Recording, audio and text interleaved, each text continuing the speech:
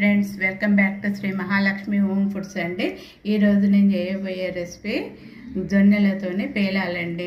అయితే జొన్నెలను ఇప్పుడు జొన్నలు ఉడకబెడతానండి. స్టార్ట్ చేస్తున్నానండి.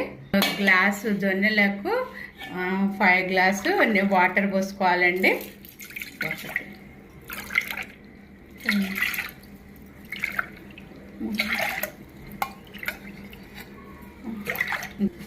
5 గ్లాస్ అండి. ఇప్పుడు వీటిని వాటర్ మరగబెట్టుకోవాలి. ఇట్లా మరుగుతున్నాయి కదండి, ఈ వాటర్లో ఇవి ఇట్లా పోసుకొని ఉడకబెట్టుకోవాలి. కొంచెం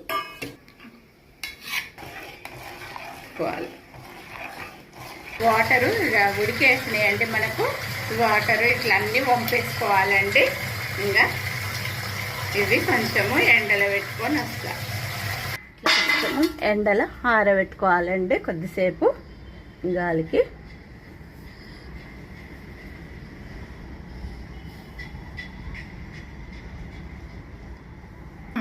ఎండలో పెట్టుకొని వచ్చినాం కదండి, ఇవి ఆరిపోయినాయండి.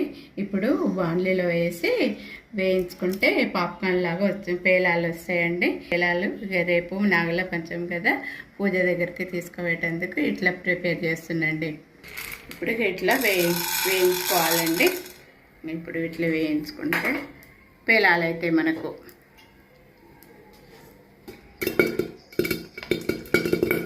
ఇట్లా పేలాలు అవుతున్నాయి చూడండి. మనకు ఇట్లా మంచిగా చక్కగా పేలాలు వచ్చేస్తున్నాయి చూడండి. అయిపోయినాయండి మనకు. ఇక మంచిగా చక్కగా పేలాలు అయిపోయినాయి కదండి. ఈ పేలాలను రేపు మనము నాగుల పంచంకి యూజ్ చేసుకోవచ్చు పూజ దగ్గరికి. మళ్ళీ ఈ పేలాలతోనే మళ్ళీ లడ్డు కూడా తొలి ఏకాదశి అప్పుడు ప్రసాదంగా ఈ పేలాలతోని బెల్లం వేసి లడ్డు కడతారండి. ఇప్పుడు అది కూడా చూపిస్తా చూడండి.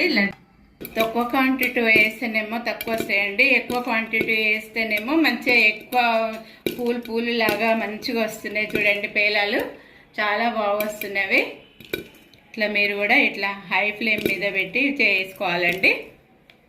చేసేటందుకు ఇప్పుడు 1 కప్పు పేలాలు తీసుకున్నానండి. నేను ఈ కప్పు పేలాలు తీసుకుంటున్నా. ఇది మిక్సీ పట్టుకొని వస్తానండి. ఇట్లా మిక్సీ పట్టుకొని వచ్చిందండి. ఇప్పుడు ఇది ప్లేట్లకు తీసుకుందాము. పిండి అదే 1 కప్పు బెల్లం బెల్లం వేసుకోవాలండి. ఈ కప్పు బెల్లము వేస్తున్నా. ఈ పౌడర్ కూడా ఇట్లా వేసుకొని తిప్పుకోవాలండి. వేసుకుంటున్నాండి.